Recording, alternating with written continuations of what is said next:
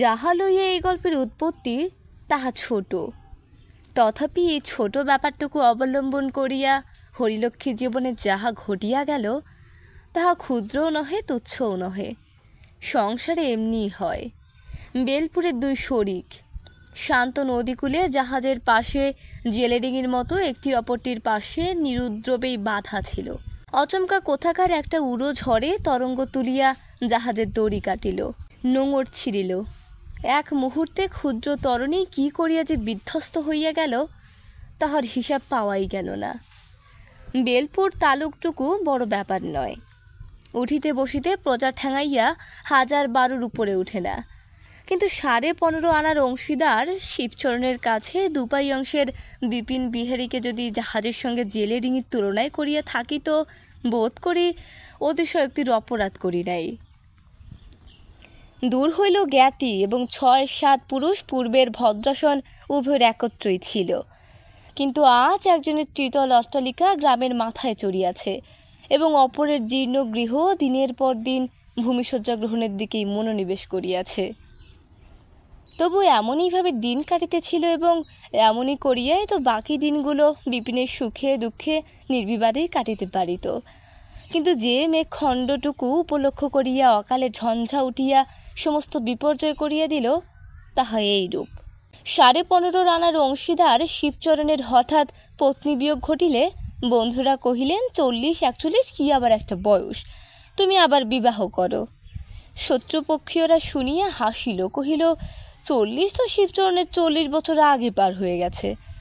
অর্থাৎ কোনোটাই সত্য নয়। আসল কথা, বড়বাবুর দিব্য গৌরবর্ণ নাদুস নদুস দেহ, সুপুষ্ট মুখের পরে রোমের চিহ্ন মাত্র নাই। যথাকালে দাড়িগোপ না গজানোর সুবিধা হয়তো কিছু আছে, কিন্তু অসুবিধাও বিস্তর। বয়স আন্দাজ করা ব্যাপারে যাহারা নিচের দিকে যাইতে চাহে না, উপরের দিকে তাহারা যে অঙ্কের কোন কোঠায় গিয়া ভর দিয়া দাঁড়াইবে তাহা নিজেরাই ঠাহর করিতে পারে না। সে যাই হোক, অর্থশালী পুরুষের যে কোনো দেশেই বয়সের অজুহাতে বিবাহ আটকায় না, বাংলাদেশে তো নয়। মাস 13 শোকতাপ না করিয়া গেল। তাহার পরে হরিলক্ষ্মীকে বিবাহ করিয়া শিবচরণ বাড়ি আনিলেন।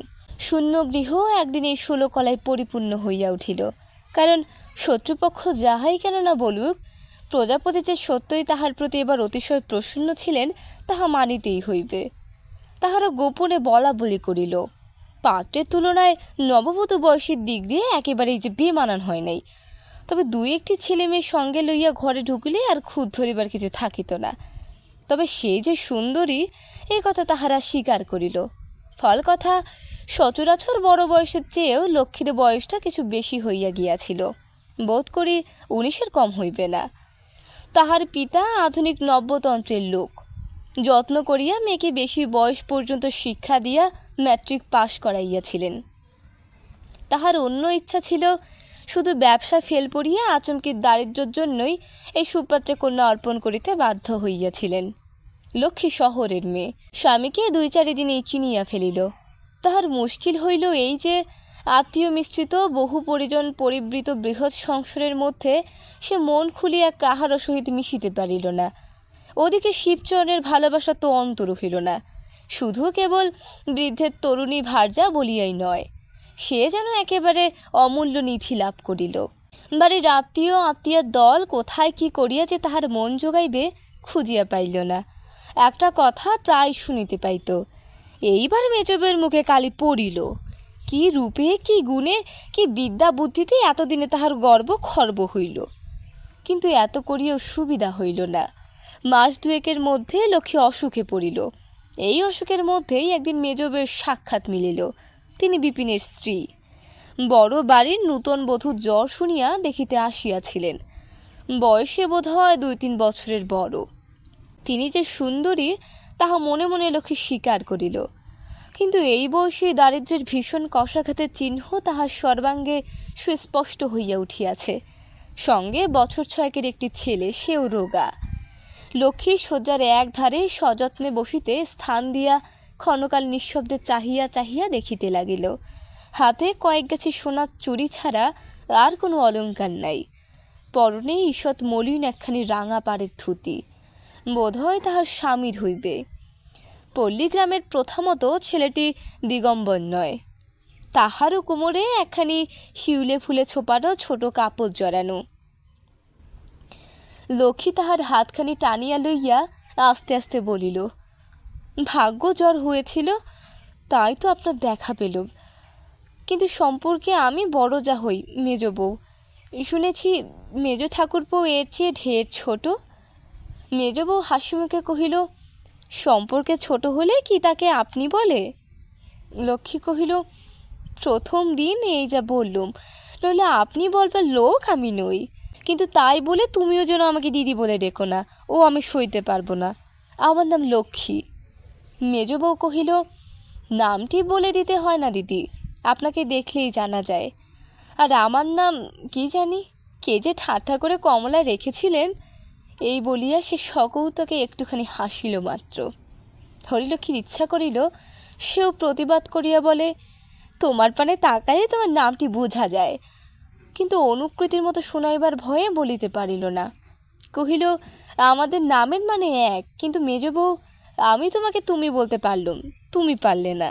মেজ বউ সহস্যে জবাব দিল, হঠাৎ নাই পারলুম দিদি, এক বয়স ছাড়া আপনি সকল বিষয়ই আমার বড়। যাক না দুদিন, দরকার হলে বদলে নিতে কতক্ষণ।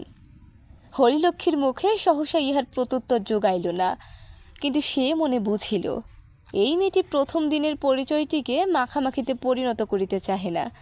কিন্তু কিছু একটা বলিবার পূর্বেই মেজ বউ উঠিবার উপক্রম করিয়া কহিল, এখন তাহলে উঠি দিদি, কাল আবার। লক্ষ্মী বিস্ময়াপন্ন হইয়া বলিল, এখনই যাবে কীরকম, একটু বসো। মেজ বউ কহিল, আপনি হুকুম করলে তো বসতেই হবে, কিন্তু আজ যাই দিদি, ওর আসবার সময় হলো। এই বলিয়া সে উঠিয়া দাঁড়াইল এবং ছেলের হাত ধরিয়া যাইবার পূর্বে সহাস্য বদনে কহিল, আসি দিদি, কাল একটু সকাল সকাল আসবো কেমন? এই বলিয়া ধীরে ধীরে বাহির হইয়া গেল। বিপিনের স্ত্রী চলিয়া গেলে হরিলক্ষ্মী সেই দিকে চাহিয়া চুপ করিয়া পড়িয়া রহিল। এখন জ্বর ছিল না, কিন্তু গ্লানি ছিল। তথাপি কিছুক্ষণের জন্য সমস্ত সে ভুলিয়া গেল। এতদিন গ্রাম ঝাঁটাইয়া কত বৌঝি যে আসিয়াছে তাহার সংখ্যা নাই, কিন্তু পাশের বাড়ির দরিদ্র ঘরের এই বহু সহিত তাহাদের তুলনাই হয় না। তাহারা যাচিয়া আসিয়াছে, উঠিতে চাহে না, আর বসিতে বলিলে তো কথাই নাই। সে কত প্রগলপ্তা আর কত বাচালতা, মনোরঞ্জন করিবার কত কি লজ্জাকর প্রয়াস। ভারাক্রান্ত মন তাহার মাঝে মাঝে বিদ্রোহী হইয়া উঠিয়াছে, কিন্তু ইহাদের মধ্যে হইতে অচমকাত কি আসিয়া তাহার রোগসজ্জার মুহূর্ত কয়েকের তরে নিজের পরিচয় দিয়া গেল। তাহার বাপের বাড়ির কথা জিজ্ঞাসা করিবার সময় হয় নাই, কিন্তু প্রশ্ন না করিয়া লক্ষ্মী কি জানি কেমন করিয়া অনুভব করিল তাহার মতো সে কিছুতেই কলিকাতার মেয়ে নয়। পল্লী অঞ্চলে লেখাপড়া জানে বলিয়া বিপিনের স্ত্রীর একটা খ্যাতি আছে। লক্ষ্মী ভাবিল, খুব সম্ভব বটি সুর করিয়া রামায়ণ মহাভারত পড়িতে পারে, কিন্তু তাহার বেশি নহে। যে পিতা বিপিনের মতো দিন দুঃখীর হাতে মেয়ে দিয়াছে, সে কিছু আর মাস্টার রাখিয়া স্কুলে পড়াইয়া পাশ করাইয়া কন্যা সম্প্রদান করে নাই। উজ্জ্বল শ্যাম ফর্সা বলা চলে না, কিন্তু রূপের কথা ছাড়িয়া দিয়াও শিক্ষা সংসর্গ অবস্থা কিছুতেই তো বিপিনের স্ত্রী তাহার কাছে দাঁড়াইতে পারে না। কিন্তু একটা ব্যাপারে লক্ষ্মীর নিজেকে যেন ছোট মনে হইল, তাহার কণ্ঠস্বর সে যেন গানের মতো, আর বলিবার ধরনটি একেবারে মধু দিয়ে ভরা, এতটুকু জরিমা নাই। কথাগুলি যেন সে বাড়ি হইতে কণ্ঠস্থ করিয়া আসিয়াছিল, এমনই সহজ। কিন্তু সবচেয়ে যে বস্তু তাহাকে বেশি বিদ্ধ করিল সে ওই মেয়েটির দূরত্ব। সে যে দরিদ্র ঘরের বধূ তাহা মুখে না বলেও এমন করিয়া প্রকাশ করিল যেন ইহাই তাহার স্বাভাবিক, যেন এছাড়া আর কিছু তাহাকে কোনো মতেই মানাইত না। দরিদ্র কিন্তু কাঙাল নয়, এক পরিবারের বধূ, একজনের পীড়ায় আর একজন তাহার তত্ত্ব লইতে আসিয়াছে, ইহার অতিরিক্ত লেশ মাত্র অন্য উদ্দেশ্য নাই। সন্ধ্যার পরে স্বামী দেখিতে আসিলে হরিলক্ষ্মী নানা কথার পরে কহিল, আজ ওপরের মেজ বউ ঠাকুরনকে দেখলাম। শিবচরণ কহিল, কাকে? বিপিনের বউকে? লক্ষ্মী কহিল, হ্যাঁ, আমার ভাগ্য সুপ্রসন্ন, এতকাল পরে আমাকে নিজেই দেখতে এসেছিলেন। কিন্তু মিনিট পাঁচকের বেশি বসতে পারলেন না, কাজ আছে বলে উঠে গেলেন। শিবচরণ কহিল, কাজ? আরে ওদের দাসী আছে না চাকর আছে? বাসন মাজা থেকে হাঁড়ি ঢালা পর্যন্ত। কই তোমার মতো শুয়ে বসে গায়ে ফু দিয়ে কাটাক তো দেখি। এক ঘটে জল পর্যন্ত আর তোমাকে গড়িয়ে খেতে হয় না। নিজের সম্বন্ধে এইরূপ মন্তব্য হরিলক্ষ্মীর অত্যন্ত খারাপ লাগিল, কিন্তু কথাগুলো নাকি তাহাকে বাড়াইবার জন্যই, লাঞ্ছনার জন্য নহে, এই মনে করিয়া সে রাগ করিল না। বলিল, শুনেছি নাকি মেজবউ বড় গুমর, বাড়ি ছেড়ে কোথাও যায় না। শিবচরণ কহিল, যাবে কোত্থেকে, হাতে গগাছে চুরি ছাড়া আর ছাইও নেই, লজ্জায় মুখ দেখাতে পারে না। হরিলক্ষ্মী একটুখানি হাসিয়া বলিল, লজ্জা কিসের, দেশের লোকই ওর গায়ে জড়োয়া গয়না দেখবার জন্য ব্যাকুল হয়ে আছে না, দেখতে না পেলে ছিছি করে। শিবচরণ কহিল, জড়োয়া গহনা? আমি যা তোমাকে দিয়েছি কোন শালার ব্যাটা তার চোখে দেখেছে? পরিবারকে আজ পর্যন্ত দুগাছা চুরি ছাড়া আর গড়িয়ে দিতে পারলিনে। বাবা, টাকার জোর, বড় জোর, জুতো মারবো আর। হরিলক্ষ্মী ক্ষুণ্ণ অতিশয় লজ্জিত হইয়া বলিল, ছি ছি, ওসব তুমি কি বলছো? শিবচরণ কহিল, না না, আমার কাছে লুকোছাপা নেই, যা বলবো তা স্পর্শাপষ্টি কথা। হরিলক্ষ্মী নিরুত্তরে চোখ বুজিয়ে শুইল। বলবারই বা কি আছে? ইহারা দুর্বলের বিরুদ্ধে অত্যন্ত রূঢ় কথা কঠোর ও কর্কশ করিয়া উচ্চারণ করাকেই একমাত্র স্পষ্টবাদিতা বলিয়া জানে। শিবচরণ শান্ত হইল না, বলিতে লাগিল, বিয়েতে যে 500 টাকা ধার নিয়ে গেলি, সুদে আসলে 700-800 হয়েছে, তা খেয়াল আছে? গরিব, একধারে পড়ে আছিস, থাক, ইচ্ছে করলে যে কান মলে দূর করে দিতে পারি, দাসীর যোগ্য নয়, আমার পরিবারের কাছে গুমর। হরিলক্ষ্মী পাশ ফিরিয়া শুইল। অসুখের উপর বিরক্তি ও লজ্জায় তাহার সর্বশরীর যেন ঝিমঝিম করিতে লাগিল।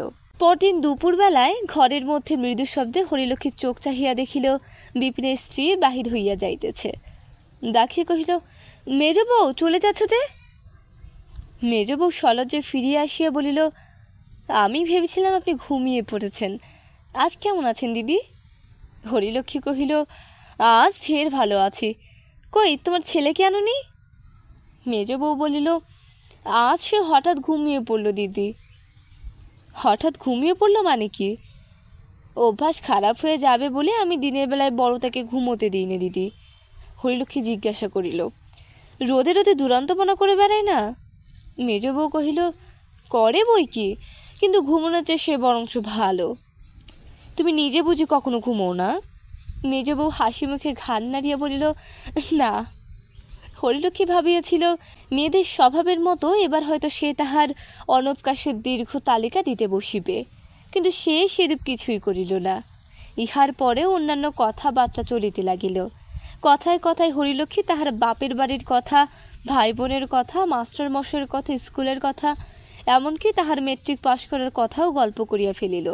অনেকক্ষণ পরে যখন হুঁশ হইল, তখন স্পষ্ট দেখিতে পাইল শ্রোতা হিসেবে মেজবউ যত ভালোই হোক, বক্তা হিসেবে একেবারে অকিঞ্চিৎকর। নিজের কথা সে প্রায় কিছুই বলে নাই। প্রথমটা লক্ষ্যে লজ্জা বোধ করিল, কিন্তু তখনই মনে করিল আমার কাছে গল্প করিবার মতো তাহার আছেই বা কি। কিন্তু কাল যেমন এই বধূটির বিরুদ্ধে মন তাহার অপ্রসন্ন হইয়া উঠিয়াছিল, আজ তেমনি ভারী একটা তৃপ্তি বোধ করিল। দেয়ালের মূল্যবান ঘড়িতে নানাবিধ বাজনা বাদ্য করিয়া 3টা বাজিল। মেজবউ উঠিয়া দাঁড়াইয়া সবিনয়ে কহিল, দিদি আজ তাহলে আসি। লক্ষ্মী সকৌতুকে বলিল, তোমার বুঝি ভাই 3টে পর্যন্তই ছুটি? ঠাকুরবাবু নাকি কাটায় কাটায় ঘড়ি মিলিয়ে বাড়ি ঢোকেন। মেজবউ কহিল, আজ তিনি বাড়িতে আছেন। আজ কেন তবে আর একটু বসো না? মেজবউ বসিল না, কিন্তু যাবার জন্য পা বাড়াইল না। আস্তে আস্তে বলিল, দিদি আপনার কত শিক্ষা দীক্ষা, কত লেখাপড়া, আমি পাড়াগাঁয়ের। তোমার বাপির বাড়ি বুঝি পাড়াগাঁয়ে? হ্যাঁ দিদি, সে একেবারে অজপল্লী গ্রামে। না বুঝে কাল হয়তো কি বলতে কি বলে ফেলেছি, কিন্তু অসম্মান করার জন্য আপনি যে দিব্যি করতে বলবেন দিদি। হরিলক্ষ্মী আশ্চর্য হইয়া কহিল, সে কি মেজবউ, তুমি তো আমাকে এমন কোনো কথাই বলনি। মেজবউ এ কথার প্রত্যুত্তরে আর একটা কথাও কহিল না, কিন্তু আসি বলিয়া পুনশ্চ বিদায় লইয়া যখন সে ধীরে ধীরে বাহির হইয়া গেল, তখন কণ্ঠস্বর যেন তাহার আচমকা তার একরকম শুনাইল। রাত্রিতে শিবচরণ যখন কক্ষে প্রবেশ করিল, তখন হরিলক্ষ্মী চুপ করিয়া শুইয়াছিল। মেজবউয়ের শেষের কথাগুলো আর তাহার স্মরণ ছিল না। দেহ অপেক্ষাকৃত সুস্থ, মনও শান্ত প্রসন্ন ছিল। শিবচরণ জিজ্ঞাসা করিল, কেমন আছো বড় বউ? লক্ষ্মী উঠিয়া বসিয়া কহিল, ভালো আছি। শিবচরণ কহিল, সকালের ব্যাপার জানো তো? বাচাধনকে ডাকিয়ে এনে সকলের সামনে এমনি করকে দিয়েছি যে জন্মে ভুলবে না। আমি বেলপুরের শিবচরণ। হ্যাঁ। হরিলক্ষ্মী ভীত হইয়া কহিল, কাকে গো? শিবচরণ কহিল, বিপিনকে। ডেকে বলে দিলাম, তোমার পরিবার আমার পরিবারের কাছে জাগ করে তাকে অপমান করে যায়। এত বড় আস্পর্ধা! পাজি নচ্ছার, ছোট লোকের মেয়ে। তার ন্যাড়া মাথায় ঘোল ঢেলে গাথায় চড়িয়ে গায়ের বার করে দিতে পারি, জানিস? হরিলক্ষ্মীর রোগক্লিষ্ট মুখ একেবারে ফ্যাকাশে হইয়া গেল। বলো কি গো? শিবচরণ নিজের বুকে তাল ঠকিয়া সদর্পে বলিতে লাগিল, এ গায়ে জজ বলো, ম্যাজিস্ট্রেট বলো আর দারোগা পুলিশ বলো, সব এই শর্মা। এই শর্মা, মরণ কাঠি জীবন কাঠি এই হাতে। তুমি বলো, কাল যদি না বিপিনের বউ এসে তোমার পা টেপে, তো আমি লাটু চৌধুরীর ছেলে নই। আমি বিপিনের বধূকে সর্বসমক্ষে অপমানিত লাঞ্ছিত করিবার বিবরণ ও ব্যাখ্যায় লাটু চৌধুরীর ছেলের অকথা কুকথা রাস শেষ রাখিল না। আর তাহারই সম্মুখে স্তব্ধ নির্বিশেষ চক্ষুতে চাহিয়া হরিলক্ষ্মীর মনে হইতে লাগিল, ধরিত্রী দ্বিধা হও। দ্বিতীয় পক্ষের তরুণী ভার্যায়ের দেহ রক্ষার জন্য শিবচরণ কেবলমাত্র নিজের দেহ ভিন্ন আর সমস্তই দিতে পারিত। হরিলক্ষ্মীর সেই দেহ বেলপুরে সারিতে চাহিল না। ডাক্তার পরামর্শ দিলেন হাওয়া বদলাইবার। শিবচরণ 15.5 আনার মর্যাদা মদ ঘটা করিয়া হাওয়া বদলানোর আয়োজন করিল। যাত্রার শুভ দিনে গ্রামের লোক ভাঙিয়া পড়িল। আসিল না কেবল বিপিন ও তাহার স্ত্রী। বাহিরে শিবচরণ যাহা না বলিবার তাহা বলিতে লাগিল এবং ভিতরে বড় পিসি উদ্দাম হইয়া উঠিলেন। বাহিরেও ধোঁয়া ধরিবার লোকাভাব ঘটিল না। অন্তপুরেও তেমনি পিসিমার চিৎকারের আয়তন বাড়াইতে যথেষ্ট স্ত্রীলোক জুটিল। কিছুই বলিল না শুধু হরিলক্ষ্মী। মেজ বউয়ের প্রতি তাহার ক্ষোভ ও অভিমানের মাত্রা কাহারও অপেক্ষায় কম ছিল না। সে মনে মনে বলিতে লাগিল, তাহার বর্বর স্বামী যত অন্যায় করিয়া থাক, সে নিজে তো কিছু করে নাই। কিন্তু ঘরের ও বাহিরের যে সব মেয়েরা আজ চেঁচাইতেছিল, তাহাদের সহিত কোনো সূত্রে কণ্ঠ মিলাইতে তাহার ঘৃণাবোধ হইল। যাইবার পথে পালকির দরজা ফাঁক করিয়া লক্ষ্মী উৎসুক চক্ষুতে বিপুনের জীর্ণ গৃহের জানালার প্রতি চাহিয়া রহিল, কিন্তু কাহারও ছায়াটুকু তাহার চোখে পড়িল না। কাশীতে বাড়ি ঠিক করা হইয়াছিল। তথাকার জল বাতাসের গুণে নষ্ট স্বাস্থ্য ফিরিয়া পাইতে লক্ষ্মীর বিলম্ব হইল না। মাস চারেক পরে যখন সে ফিরিয়া আসিল, তাহার দেহের ক্লান্তি দেখিয়া মেয়েদের গোপন ঈর্ষার অবধি রহিল না। হিম ঋতু আগত প্রায়। দুপুরবেলায় মেজ বউ চিররুগ্ন স্বামীর জন্য একটা পশমের গলাবদ্ধ বুনিতেছিল। অনতি দূরে বসিয়া ছেলে খেলা করিতেছিল। সেই দেখিতে পাইয়া কলরব পড়িয়া উঠিল, মা, জ্যাঠাইমা। মা হাতের কাজ ফেলিয়া তাড়াতাড়ি একটা নমস্কার করিয়া লইয়া আসন পাতিয়া দিল। স্থিত মুখে প্রশ্ন করিল, শরীর নিরাময় হয়েছে দিদি? লক্ষ্মী কহিল, হ্যাঁ হয়েছে, কিন্তু না হতেও পারত, না ফিরতেও পারতাম। অথচ যাবার সময় একটিবার খোঁজও নিলে না। সমস্ত পথটা তোমার জানলার পানে চেয়ে চেয়ে গেলাম, একবার ছায়াটুকুও চোখে পড়ল না। রোগা বোন চলে যাচ্ছে, একটুখানি মায়ও কি হলো না মেজ বউ? এমনি পাশান তুমি। মেজ বউয়ের চোখ ছলছল করিয়া আসিল, কিন্তু সে কোনো উত্তরই দিল না। লক্ষ্মী বলিল, আমার আর যা দোষী থাক মেজ বউ, তোমার মতো কঠিন প্রাণ আমার নয়। ভগবান না করুন, কিন্তু অমন সময়ে আমি তোমাকে না দেখে থাকতে পারতাম না। মেজ বউ এ অভিযোগের কোনো জবাব দিল না, নিরুত্তরে দাঁড়াইয়া রহিল। লক্ষ্মী আর কখনো আসি নাই, আজই প্রথম এ বাড়িতে প্রবেশ করিয়াছে। ঘরগুলি ঘুরিয়া ফিরিয়া দেখিয়া বেড়াইতে লাগিল।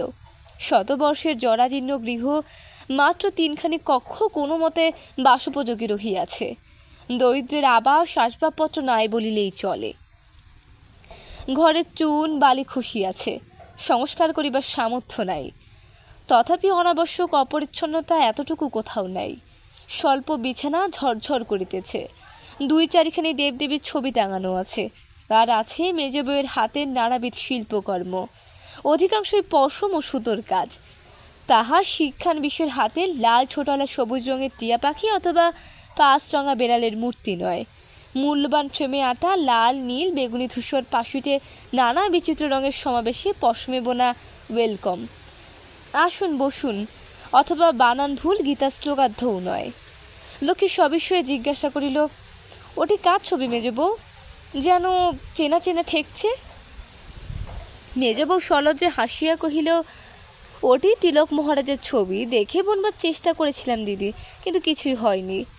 এই কথা বলিয়া সম্মুখের দেয়ালে টাঙানো ভারতের কৌম্ভত্ত মহাবীর তিলকের ছবি আঙুল দিয়া দেখাইয়া দিল। লক্ষ্মী বহুক্ষণ সেদিকে চাহিয়া থাকিয়া আস্তে আস্তে বলিল, চিনতে পারেনি সে আমারই দোষ মেজবউ, তোমার নয়। আমাকে শেখাবে ভাই? এ বিদ্যে শিখতে যদি পারি তো তোমাকে গুরু বলে মানতে আমার আপত্তি নেই। মেজবউ হাসিতে লাগিল। সেদিন ঘণ্টা 3-4 পরে বিকালে যখন লক্ষ্মী বাড়ি ফিরিয়া গেল, তখন এই কথাই স্থির করিয়া গেল যে কলা শিল্প শিখিতে কাল হইতে সে প্রত্যহ আসিবে। আসিতেও লাগিল, কিন্তু 10-15 দিনে স্পষ্ট বুঝিতে পারিল এ বিদ্যা শুধু কঠিন নয়, অর্জন করিতেও সুদীর্ঘ সময় লাগিবে। একদিন লক্ষ্মী কহিল, কই মেজবউ, তুমি আমাকে যত্ন করে শেখাও না। মেজবউ বলিল, ঢের সময় লাগবে দিদি, তার চেয়ে বরঞ্চ আপনি অন্য সব বোনা শিখুন। লক্ষ্মী মনে মনে রাগ করিল, কিন্তু তাহা গোপন করিয়া জিজ্ঞাসা করিল, তোমার শিখতে কতদিন লেগেছিল মেজবউ? মেজবউ জবাব দিল, আমাকে কেউ তো শেখায়নি দিদি, নিজের চেষ্টাতেই একটু একটু করে। লক্ষ্মী বলিল, তাইতেই, নইলে পরের কাছে শিখতে গেলে তোমারও সময়ের হিসেব থাকতো। মুখে সে যাহাই বলুক, মনে মনে নিঃসন্দেহে অনুভব করিতেছিল মেধা ও তীক্ষ্ণ বুদ্ধিতে এই মেজবউয়ের কাছে সে দাঁড়াইতেই পারে না।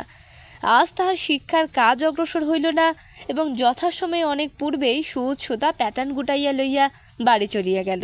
পরদিন আসিল না, এবং এই প্রথম প্রত্যহ আশায় তাহার ব্যাঘাত হইল। 3-4 পরে আবার একদিন হরিলক্ষ্মী তাহার সুদ সুতার বাক্স হাতে করিয়া এ বাড়িতে আসিয়া উপস্থিত হইল। মেজবউ তাহার ছেলেকে রামায়ণ হইতে ছবি দেখাইয়া দেখাইয়া গল্প বলিতেছিল। সসম্ভ্রমে উঠিয়া আসন পাতিয়া দিল। উদ্বিগ্ন কণ্ঠে প্রশ্ন করিল, 2-3 দিন আসেননি, আপনার শরীর ভালো ছিল না বুঝি? লক্ষ্মী গম্ভীর হইয়া কহিল, না, এমনি 5-6 দিন আসতে পারিনি। মেজবউ বিস্ময় প্রকাশ করিয়া বলিল, 5-6 দিন আসেননি তাই হবে বোধ হয়, কিন্তু আজ তাহলে 2 ঘন্টা বেশি থেকে কামাইটা পুষিয়ে নেওয়া চাই। লক্ষ্মী বলিল, কিন্তু অসুখে যদি আমার করে থাকতো মেজবউ, তোমার তো একবার খোঁজ করা উচিত ছিল। মেজবউ সলজ্জে বলিল, উচিত নিশ্চয়ই ছিল, কিন্তু সংসারের অসংখ্য রকমের কাজ, একলা মানুষ, কাকেই বা পাঠাই বলুন? কিন্তু অপরাধ হয়েছে তা স্বীকার করছি দিদি। লক্ষ্মী মনে মনে খুশি হইল। এ কয়দিন সে অত্যন্ত অভিমান বশেই আসিতে পারি নাই, অথচ অহর্নিশে যাই যাই করিয়াই তাহার দিন কাটিয়াছে। এই মেজবউ ছাড়া শুধু গৃহে কেন, সমস্ত গ্রামের মধ্যেও আর কেহ নয় যাহার সহিত সে মন খুলিয়া মিশিতে পারে। ছেলে নিজের মনে ছবি দেখিতেছিল। হরিলক্ষ্মী তাহাকে ডাকিয়া কহিল, নিখিল, কাছে এসো তো বাবা। সে কাছে আসিলে লক্ষ্মী বাক্স খুলিয়া একগাছি সরু সোনার হার তাহার গলায় পরাইয়া দিয়া বলিল, যাও খেলা করোগে। মায়ের মুখ গম্ভীর হইয়া উঠিল। সে জিজ্ঞাসা করিল, আপনি কি ওটা দিলেন নাকি?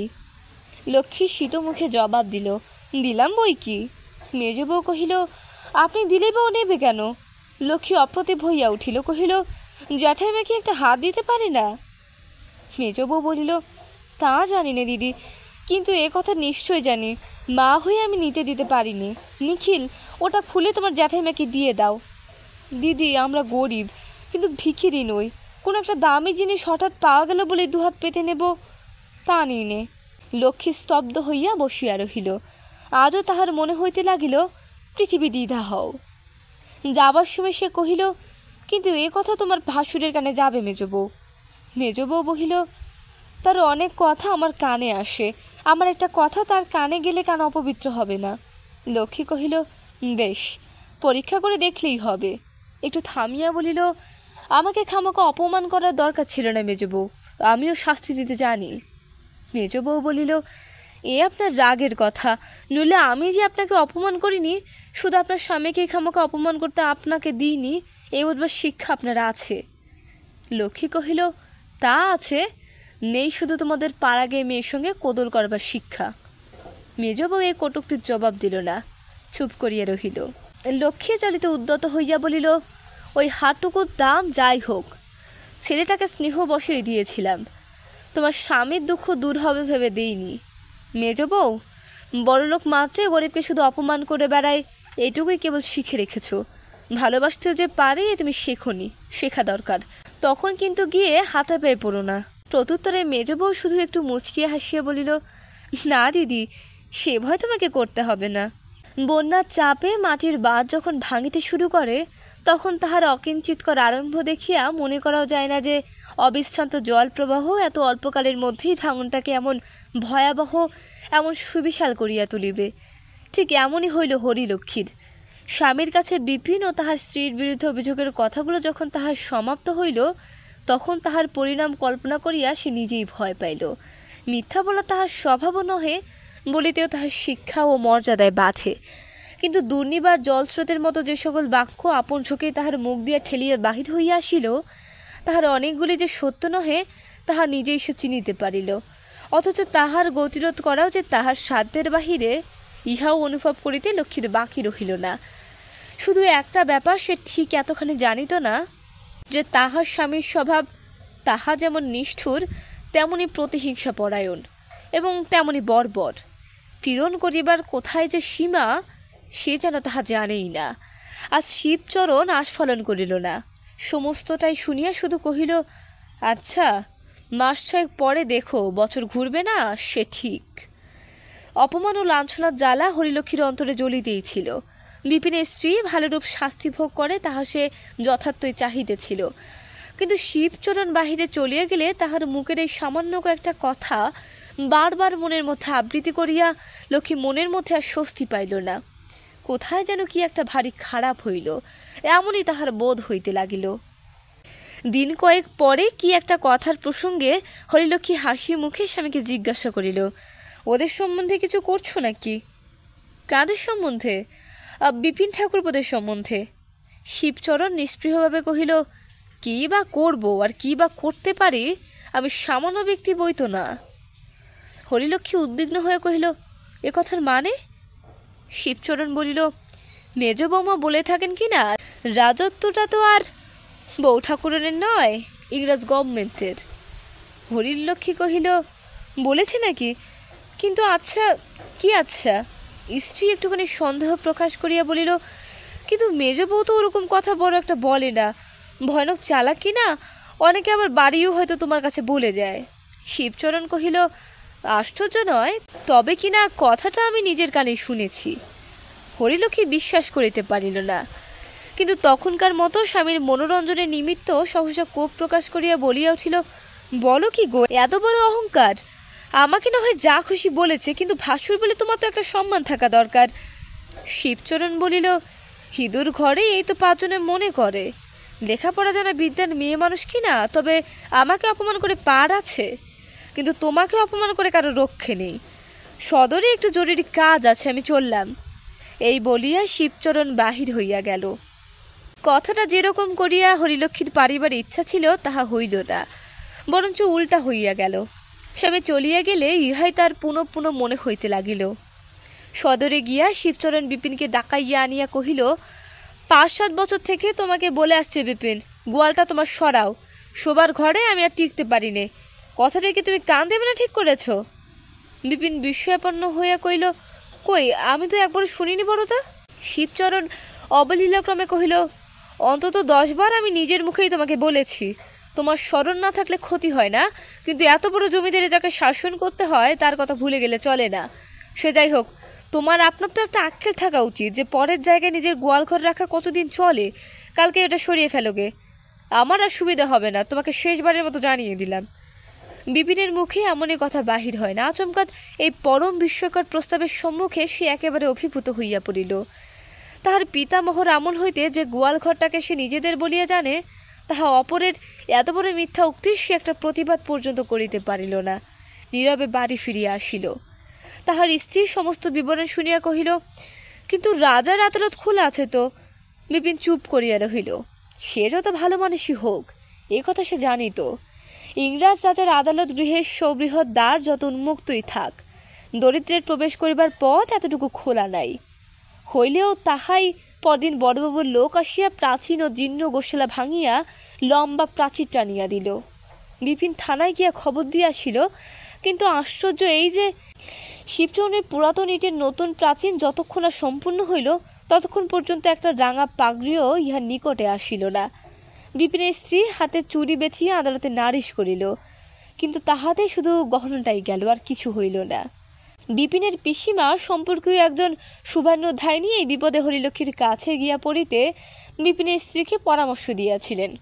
তাহাতে সে নাকি জবাব দিয়েছিল, বাঘের কাছে হাত জোর করে দাঁড়িয়ে লাভ কি পিসিমা, প্রাণ যা যাবার তা যাবে, কেবল অপমানটাই উপরি পাওনা হবে।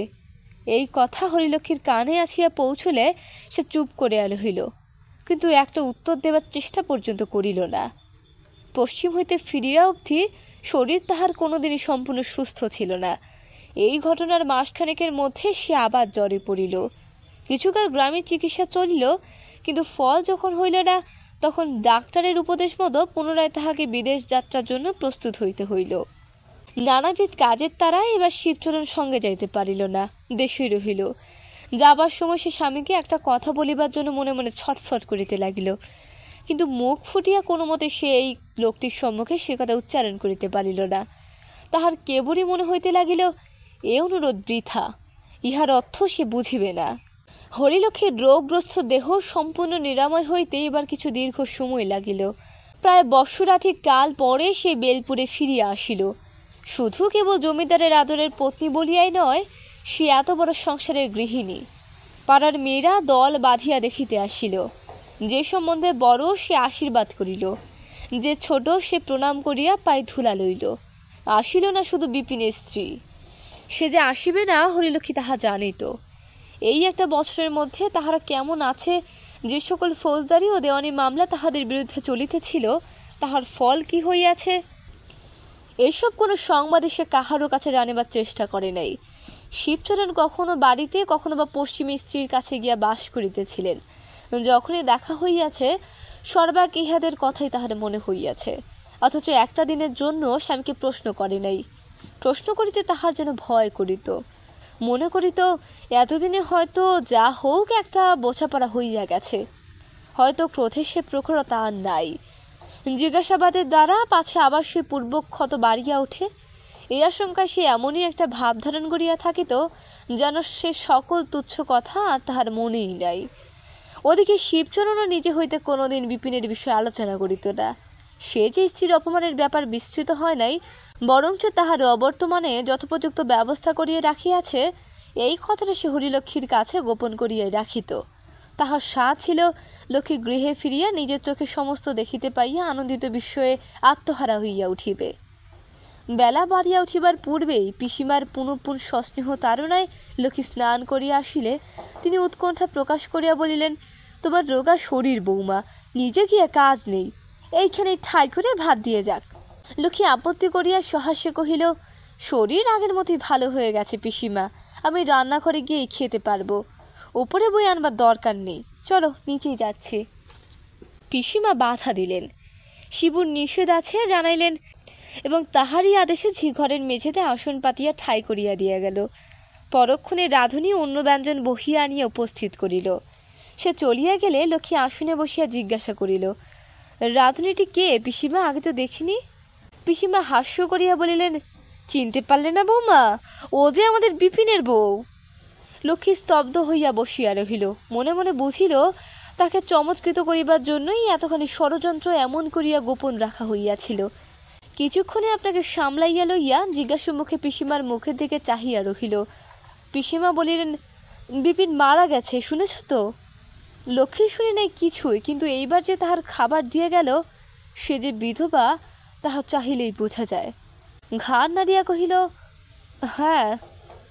পিসিমা অবশিষ্ট ঘটনাটা বিকৃত করিয়া কহিলেন, যা ধুলোগুলো ছিল মামলায় মামলায় সর্বস্ব খুইয়ে বিপিন মারা গেল, বাকি টাকার দায়ে বাড়িটাও যেত। আমরাই পরামর্শ দিলাম, মেজ বউ বছর 2 বছর গতরে খেটে শোধ দে, তোর অপগণ্ড ছেলের মাথা গোজবার স্থানটুকু বাঁচুক। লক্ষ্মী বিবর্ণ মুখে তেমনি পলকহীন চক্ষুতে নিঃশব্দে চাহিয়া রহিল। পিসিমা সহসা গলা খাটো করিয়া বলিলেন, তবু আমি একদিন ওকে আড়ালে ডেকে বলেছিলাম, মেজ বউ যা হবার তা হলো, এখন ধার ধর যেমন করে হোক একবার কাশি গিয়ে বৌমার হাত চেপে গিয়ে পড়, ছেলেটাকে তার গায়ের উপর নিয়ে ফেলে দিয়ে বলগে, দিদি এর তো কোনো দোষ নেই, একে বাঁচাও। কথাগুলি আবৃত্তি করিতেই পিসিমার চোখ জল ভারাক্রান্ত হইয়া উঠিল। অঞ্চলে মুছিয়া ফেলিয়া বলিলেন, কিন্তু সেই যে মাথা গুজে মুখ বুজে বসে রইল, হা না একটা জবাব পর্যন্ত দিলে না। হরিলক্ষ্মী বুঝিল ইহার সমস্ত অপরাধের ভারী তাহার মাথায় গিয়া পড়িয়াছে। তাহার মুখে সমস্ত অঞ্জ ব্যঞ্জন তিত বিষ হইয়া উঠিল এবং একটা গ্রাসও যেন গলা দিয়া গলিতে চাহিল না। পিসিমা কি একটা কাজে ক্ষণকালের জন্য বাহিরে গিয়াছিলেন। তিনি ফিরিয়া আসিয়া খাবারের অবস্থা দেখিয়া চঞ্চল হইয়া উঠিলেন। ডাক দিলেন, বিপিনের বউ, বিপিনের বউ। বিপিনের বউ দ্বারের বাহিরে আসিয়া দাঁড়াইতে তিনি ঝঙ্কার দিয়া উঠিলেন। তাহার মুহূর্ত পূর্বের করুণা চক্ষুর নিমেষে কোথায় উবিয়া গেল। তীক্ষ্ণ স্বরে বলিয়া উঠিলেন, এমন তাচ্ছিল্য করে কাজ করলে তো চলবে না। বিপিনের বউ, বৌমা একটা দানা মুখে দিতে পারলে না, এমনই রেঁধেছ। ঘরের বাহির হইতে এই তিরস্কারের কোনো উত্তর আসিল না। কিন্তু অপরের অপমানের ভারে লজ্জায় ও বেদনায় ঘরের মধ্যে হরিলক্ষ্মীর মাথা হেঁট হইয়া গেল। পিসিমা পুনশ্চ কহিলেন, চাকরি করতে এসে জিনিসপত্র নষ্ট করে ফেললে চলবে না। বাছা, আরও 5 জনে যেমন করে কাজ করে তোমাকে তেমনই করতে হবে, তা বলে দিচ্ছি। বিপিনের স্ত্রী এবার আস্তে আস্তে বলিল, প্রাণপণে সেই চেষ্টাই তো করি পিসিমা, আজ হয়তো কীরকম হয়ে গেছে। এই বলিয়া সে নিচে চলিয়া গেলে লক্ষ্মী উঠিয়া দাঁড়াইবা মাত্র পিসিমা হাই হাই করিয়া উঠিলেন। লক্ষ্মী মৃদুস্বরে কহিল, কেন দুঃখ করছো পিসিমা? আমার দেহ ভালো নেই বলেই খেতে পারলাম না। মেজ বউয়ের রান্নার ত্রুটি ছিল না। হাত মুখ ধুইয়া আসিয়া নিজের নির্জন ঘরের মধ্যে হরিলক্ষ্মী যেন দম বন্ধ হইয়া আসিতে লাগিল। সর্বপ্রকার অপমান সহিয়াও বিপিনের স্ত্রীর হয়তো ইহার পরেও এই বাড়িতে চাকরি করা চলিতে পারে, কিন্তু আজকের পরে গৃহিণীপনার পণ্ডশ্রম করিয়া তাহার নিজের দিন চলিবে কি করিয়া? নিজ বউয়ের একটা সান্ত্বনা তবু বাকি আছে, তাহা বিনা দোষে দুঃখ সহজ সান্ত্বনা, কিন্তু তাহার নিজের জন্য কোথায় কি অবশিষ্ট রহিল? রাত্রিরে স্বামীর সহিত কথা কহিবে কি হরিলক্ষ্মী ভালো করিয়া চাহিয়া দেখিতেও পারিল না। আজ তাহার মুখের একটা কথায় বিপিনের স্ত্রীর সকল দুঃখ দূর হইতে পারিত, কিন্তু নিরুপায় নারীর প্রতি যে মানুষ এত বড় শোধ লইতে পারে তাহার পৌরুষে বাঁধে না। তাহার কাছে ভিক্ষা চাহিবার হীনতা স্বীকার করিতে কোনো মতেই লক্ষ্মীর প্রবৃত্তি হইল না। শিবচরণ ঈষৎ হাসিয়া প্রশ্ন করিল, মেজ বৌমার সঙ্গে হলো দেখা? বলে, কেমন রাখছে? হরিলক্ষ্মী জবাব দিতে পারিল না। তাহার মনে হইল এই লোকটি তাহার স্বামী এবং সারা জীবন ইহারই ঘর করিতে হইবে মনে করিয়া তাহার মনে হইল পৃথিবীতেই তা হও। পরদিন সকালে উঠিয়াই লক্ষ্মী দাসীকে দিয়া পিসিমাকে বলিয়া পাঠাইল তাহার জ্বর হইয়াছে, সে কিছুই খাইবে না। পিসিমা ঘরে আসিয়া জেরা করিয়া লক্ষ্মীকে অতিষ্ঠ করিয়া তুলিলেন। তাহার মুখের ভাবে ও কণ্ঠস্বরে তাহার কেমন যেন সন্দেহ হইল লক্ষ্মী কি একটা গোপন করিবার চেষ্টা করিতেছে। কহিলেন, কিন্তু তোমার তো সত্যি অসুখ করেনি বৌমা। লক্ষ্মী মাথা নাড়িয়া জোর করিয়া বলিল, আমার জ্বর হয়েছে, আমি কিচ্ছু খাবো না। ডাক্তার আসিলে তাহাকে দ্বারের বাহির হইতেই লক্ষ্মী বিদায় করিয়া দিয়া বলিল, আপনি তো জানেন আপনার ওষুধে আমার কিছুই হয় না, আপনি যান। শিবচরণ আসিয়া অনেক কিছু প্রশ্ন করিল, কিন্তু একটা কথারও উত্তর পাইল না। আরও 2-3 দিন যখন এমনই করিয়া কাটিয়ে গেল, তখন বাড়ির সকলেই কেমন যেন অজানা আশঙ্কায় উদ্বিগ্ন হইয়া উঠিল। সেদিন বেলা প্রায় 3য় প্রহর।